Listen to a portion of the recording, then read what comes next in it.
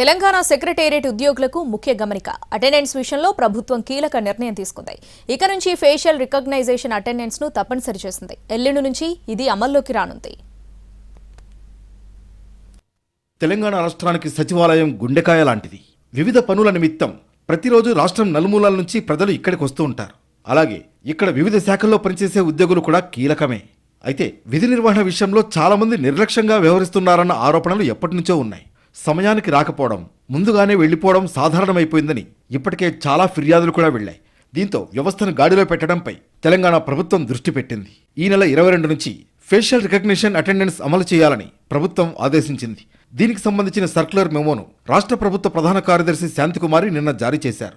సచివాలయంలోని ప్రతి ఫ్లోర్లో entry, exit ద్వారాల వద్ద ఈ ఫేషియల్ రికగ్నిషన్ మిషన్ ఏర్పాటు చేయాలని నిర్ణయించారు. ఉద్యోగులు సచివాలయానికి వచ్చేటప్పుడు, వెళ్లేటప్పుడు అటెండెన్స్ను తప్పనిసరి చేశారు.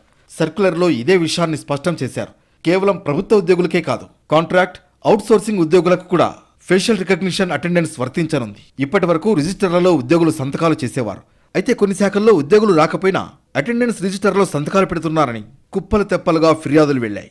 దీంతో హుటాహుటిన ఫేషియల్ రికగ్నిషన్ అటెండెన్స్ ను అమల్లోకి తీసుకొస్తోంది సర్కార్. దీంతో ఇకపై డ్యూటీలు ఎగ్గొట్టే బాపతులకు చెక్ పడనుంది.